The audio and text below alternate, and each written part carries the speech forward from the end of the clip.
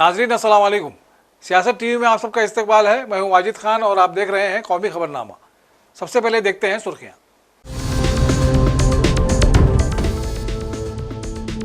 बिहार से बीजेपी को भगाने के दिन आ पहुंचे। किशनगंज में तेजस्वी यादव का जलसे से खिताब, अमित शाह को दी वार्निंग।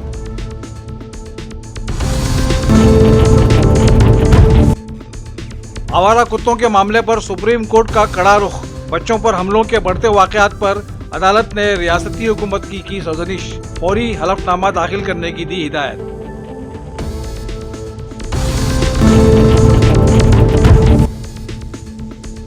शौर्य दिवस पर कौमी जंगी यादगार पर शहीदों को पेश किया गया खराज। फौजी सरबराह जनरल द्विवेदी व सरकर्दा अफसरों की शिरकत।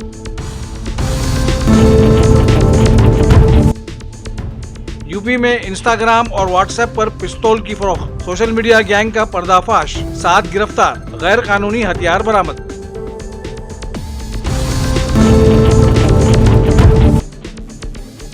और दिल्ली यूनिवर्सिटी की तालिबा पर तेजाब से हमला, लड़की चेहरा बचाने में कामयाब।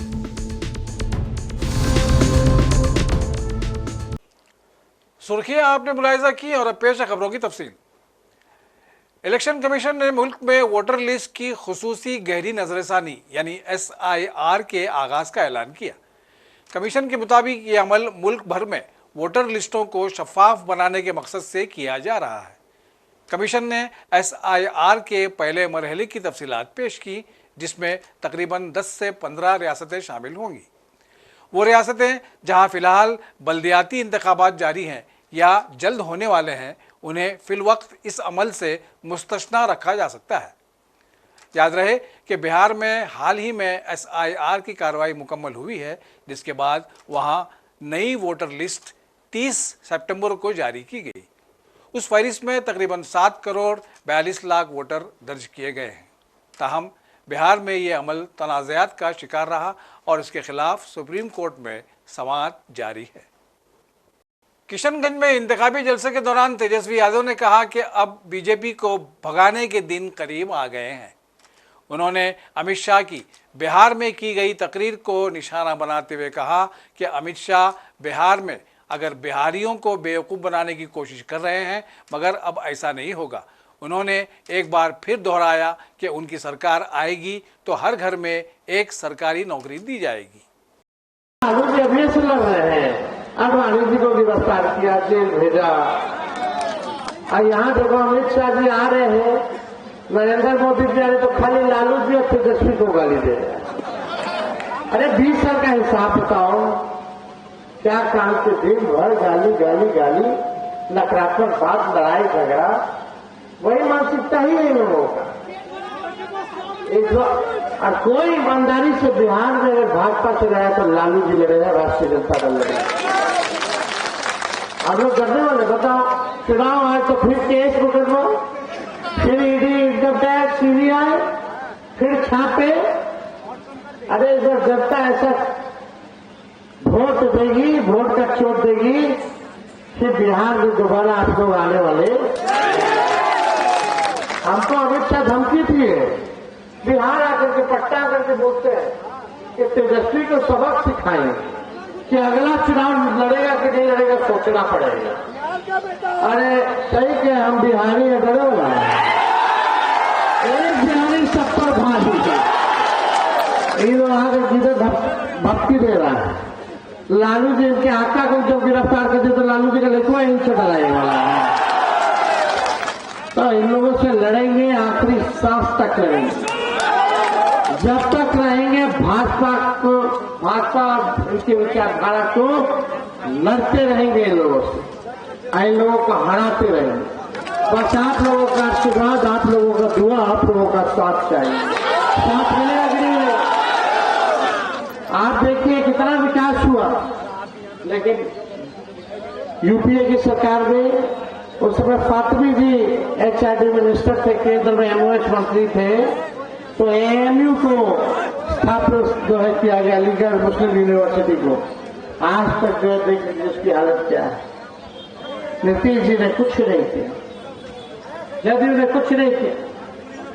हम लोगों की सरकार आएगी तो इसको चालू किसी भी हालत में हम लोग कराने का काम करें। सारा काम होगा। देखिए, हमने 5 लाख नौकरियां दी 17 महीने में, 3.5 लाख नौकरियां प्रज्ञाधीन कराई। 2-3 बातें हम बोल देते हैं। तेजस्वी आएगा, तेजस्वी की लड़ाई बेरोजगारी से। तेजस्वी सबको साथ लेकर के चलेगा, गरीब अमीर सबको। कांग्रेस के तर्जुमान पवन खेड़ा ने बीजेपी और नीतीश कुमार की सरकार को कड़ी तनकीद का निशाना बनाते हुए कहा है कि बिहार में तब्दीली की लहर से ये लोग बौखला गए हैं। उनका कहना था कि मोदी और नीतीश कुमार हमसे सवाल कर रहे हैं, जबकि उन्हें जवाब देना चाहिए था। सवाल उठाने वाले वो हैं जो हार की डर से बौखलाए हुए हैं, इसलिए वो हम पर सवाल उठा रहे हैं। अरे आप कौन होते हैं भाई हमसे सवाल पूछने वाले? हम इनसे जानना चाहते हैं। आप अपने 20 साल का हिसाब दीजिए ना, हमसे क्या सवाल पूछ रहे हैं? हमने मुख्यमंत्री का चेहरा सार्वजनिक किया, ये आज तक नहीं कर पाए। ये आज तक इतनी हिम्मत नहीं जुटा पाते ये कहने की कि नीतीश कुमार इनके मुख्यमंत्री का चेहरा होंगे। यह कह देना काफी नहीं है कि नीतीश कुमार जी के चेहरे पर ये चुनाव लड़ रहे हैं। चेहरे पे तो एकनाथ शिंदे जी के भी ये चुनाव लड़े थे। कहां है आज एकनाथ शिंदे? क्या इनका एजेंडा है? क्या इनका मैनिफेस्टो है? क्या इनका प्लान है?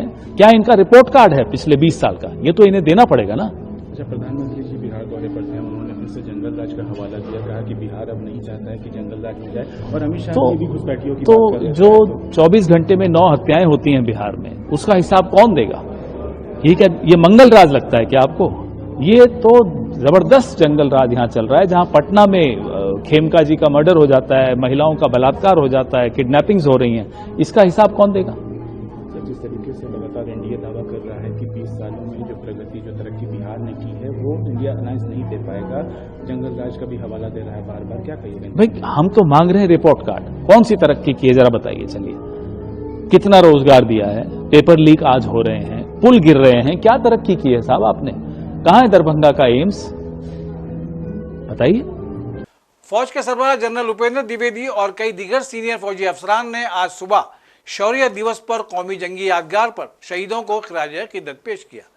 फौज के सरबराह के साथ नायब सरबराह lieutenant general Pushpendra Singh, integrated दिफाई कमान के सरबराह एयर मार्शल अतुशोक दीक्षित और दीगर अफसरान ने भी खिराज अकीदत पेश किया। काबिल जिक्र है कि आज मुल्क भर में फौज के अहम मुकामात पर इन्फेंट्री डे यानी शौर्य दिवस मनाया जा रहा है। साल 1947 में पाकिस्तानी हमलावरों से दिफा के लिए श्रीनगर एयरफील्ड पर सिख रेजिमेंट की पहली बटालियन के उतरने की याद में उस दिन को पैदल फौज के दिन यानी इन्फेंट्री डे के तौर पर मनाया जाता है। मादरे वतन के दिफा के लिए अजीम तरीन कुर्बानी देने वाले पैदल फौज के शहीदों के एजाज़ में इस तकरीब का एहतमाम किया जाता है। आवारा कुत्तों के मामले में सख्त रुख इख्तियार करते हुए सुप्रीम कोर्ट ने रियासती हुकूमत को कड़ी तनकीद का निशाना बनाया है। इस मामले में कुछ रियासती हुकूमत की जानिब से हलफनामा दाखिल न करने पर आज अदालत उज़्मा ने सख्त बरहमी का इजहार किया। सुप्रीम कोर्ट ने ऐसी सूरत हाल में तमाम रियासतों के चीफ सेक्रेटरियों को 3 नवंबर को तलब कर लिया है। इस दौरान मगरबी बंगाल और तेलंगाना के चीफ सेक्रेटरियों को अदालत में हाजिर नहीं होना पड़ेगा, क्योंकि दोनों रियासतें पहले ही हलफनामा दाखिल कर चुकी हैं। अगस्त में अदालत ने समाअत का दायरा मुल्क गिर करते हुए रियासतों और मरकज़ के ज़ेर इंतज़ाम इलाकों को नोटिस जारी किया था। इसके साथ ही अदालत ने दिल्ली एनसीआर में आवारा कुत्तों को पकड़कर उनकी नसबंदी और वैक्सीनेशन करने और उन्हें उनके इलाकों में वापस छोड़ने का भी हुक्म दिया था। अदालत ने कहा कि अगस्त के हुक्म के बाद मुल्क भर में आवारा कुत्तों के हमले के मुतादिद वाक़यात रिपोर्ट हुए हैं। अदालत ने कहा कि बच्चों पर हमलों के मुतादिद वाक़यात सामने आए हैं। अभी पिछले महीने ही महाराष्ट्र के शहर पुणे में एक बच्चे पर कुत्ते के हमले के मामले का मामला सामने आया था, जिससे पहले ऐसी वारदात एक बच्ची के साथ हुई। और अब भंडारा ज़िले में 20 कुत्तों के टोले ने एक बच्चे पर हमला कर दिया, जिसने अदालत ने तशवीश का इजहार करते हुए कहा कि ऐसे वाक़यात से मुल्क की छवि ख़राब हो रही है। अदालत उज़्मा ने कहा कि रियासती हुकूमत की तरफ से अभी तक हलफनामा दाखिल नहीं किया गया है। आलमी सतह पर आपके मुल्क की छवि ख़राब हो रही है। 2 महीने हो गए हैं और आपने अभी तक अपना जवाब दाखिल नहीं किया है। दिल्ली यूनिवर्सिटी में दूसरे साल की तालिबा पर इतवार को शुमाल मगरबी दिल्ली के लक्ष्मीबाई कॉलेज के करीब तेजाब से हमला किया गया। पुलिस के मुताबिक हमला कॉलेज से कुछ फासले पर उस वक्त हुआ जब मुतासरा लड़की अपने कॉलेज जा रही थी। मुतासरा लड़की अपने चेहरे को बचाने में कामयाब रही, लेकिन उसका हाथ जल गया। पुलिस ने बयान की बुनियाद पर मुकदमा दर्ज करके कार्रवाई शुरू कर दी है। दिल्ली पुलिस की तरफ से जारी करदा बयान में कहा गया है कि मुकुंदपुर की एक 20 साल लड़की पर तेजाब से हमला करने की इत्तला है। मुतासरा ने बताया कि वह सेकंड ईयर की तालिबा थी और अपनी क्लास के लिए लक्ष्मीबाई कॉलेज अशोक विहार जा रही थी। जब वो कॉलेज जा रही थी, जितेंद्र नामी लड़का अपने दोस्तों ईशान और अरमान के साथ मोटरसाइकिल पर वहां पहुंचा। इल्जाम है कि ईशान ने अरमान को बोतल दी, जिसने उस पर तेजाब फेंक दिया। मुतासिरा ने अपने चेहरे को ढांपने की कोशिश की और इसी कोशिश में उसके दोनों हाथ झुलस गए। मुलजिमान मौके से फरार हो गए। मुतासिरा के मुताबिक जितेंद्र उसका पीछा कर रहा था और तकरीबन 1 माह कबल उनके दरमियान गर्मा गर्म बहस हुई थी। क्राइम सीन और FSL की टीम ने जाए वक़ुआ का मुआयना किया। मुतासिरा के बयान और जख्मियों की नौयत की बुनियाद पर NSC की मुतालिक दफा के तहत मुकदमा दर्ज किया गया है। मगरबी उत्तर प्रदेश के मुजफ्फरनगर में पुलिस ने व्हाट्सएप और इंस्टाग्राम पर पिस्तौल फरोख्त करने वाले गैर कानूनी असलहा गैंग का पर्दाफाश किया है। ककरौली थाना इलाके में इनकाउंटर के बाद 4 बदमाशों को गिरफ्तार किया गया। मुलजिमान के कब्जे से पुलिस ने 14 पिस्तौल, कारतूस और एक मोटरसाइकिल बरामद की है। ये गिरोह ऑनलाइन अदायगियां पेमेंट लेकर 5,000 रुपये में पिस्तौल फरोख्त करता था। SSP ने बताया कि मुलजिमीन के पास से अब तक 132 हथियार बरामद हुए हैं। मुजफ्फरनगर जिला पुलिस ने बताया कि हथियारों के गैर कानूनी धंधे में मुलविस 4 जुराइम पेशा को गिरफ्तार करके एक बड़े नेटवर्क का पर्दाफाश किया गया है। थाना किकरौली की पुलिस ने उन मुलजिमीन को इतवार की रात उस वक्त गिरफ्तार किया जब वो भेड़ा सादात रोड पर गैर कानूनी असलहा सप्लाई करने पहुंचे थे। पुलिस ने जाए वक़ुआ से 14 गैर कानूनी पिस्तौल, बड़ी मिकदार में कारतूस, एक मोटरसाइकिल और 1800 रुपये नकद बरामद किए हैं। छत्तीसगढ़ के बस्तर में 21 माओनवाजों ने पुलिस के रूबरू खुद सुपुर्दगी इख्तियार कर ली। उन माओनवाजों ने इस मौके पर अपने हथियार भी पुलिस के हवाले कर दिए। इंस्पेक्टर जनरल ऑफ पुलिस की निगरानी में यह कार्रवाई अंजाम दी गई। इस मौके पर इंस्पेक्टर जनरल पुलिस ने दीगर माओनवाजों से भी अपील की है कि वह हथियार फेंक कर कौमी धारे में आ जाएं और एक पुरअमन जिंदगी गुजारें। याद रहे कि इससे पहले भी दंतेवाड़ा में 210 माओनवाजों ने खुद सुपुर्दगी इख्तियार कर ली थी। गुज़िश्ता रोज़ खुद को हवाले करने वाले माओनवाजों में 8 मर्द और 13 खवातीन शामिल हैं। दिनांक 26 अक्टूबर को बस्तर संभाग के अंतर्गत कांकर इलाका में केशकाल डिवीजन की टोटल 21 माओवादी कैडर, जिनमें डिवीजन कमेटी सचिव मुकेश, अन्य DVC मेंबर राइजू और कैलाश, इस प्रकार 8 पुरुष माओवादी कैडर और 13 महिला माओवादी कैडर, 15 हथियार जिसमें 3 AK-47, 4 SLR, 2 इंसास, 6 303 वेपन, उसके सहित आज समाज के मुख्यधारा में शामिल होने के उद्देश्य से आज सामने आए थे। उन्हें पूरा समाज, शासन, प्रशासन, पुलिस विभाग ने उनको स्वीकार किया। उनके पुनर्वास के लिए अग्रिम कार्रवाई भी लगातार जारी है।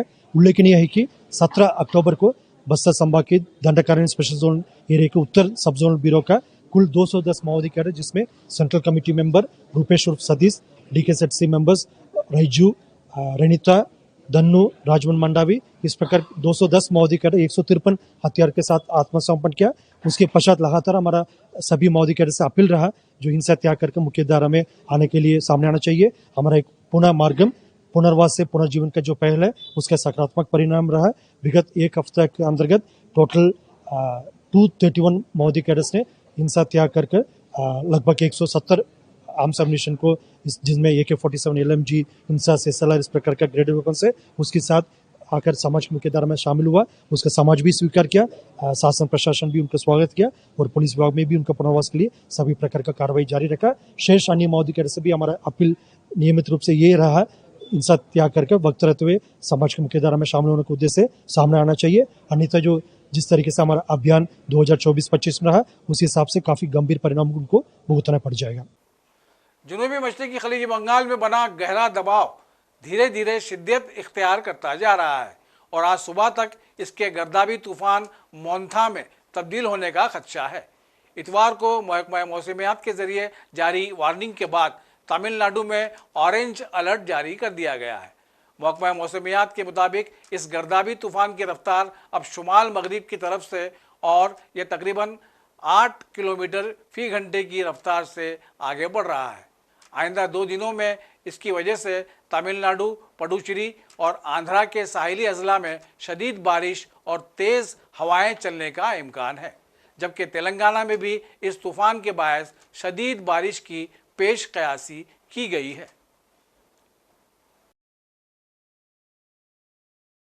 और आखिर में सुर्खियों पर एक और नजर।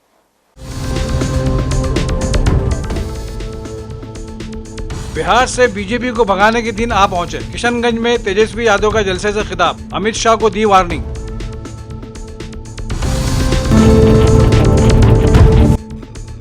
आवारा कुत्तों के मामले पर सुप्रीम कोर्ट का कड़ा रुख। बच्चों पर हमलों के बढ़ते वाकयात पर अदालत ने रियासती हुकूमत की सजनिश, फौरी हलफनामा दाखिल करने की दी हिदायत।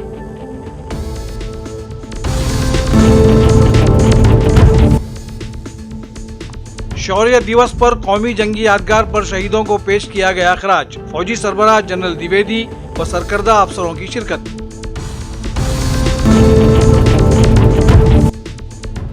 यूपी में इंस्टाग्राम और व्हाट्सएप पर पिस्तौल की फरोख्त। सोशल मीडिया गैंग का पर्दाफाश, 7 गिरफ्तार, गैर कानूनी हथियार बरामद।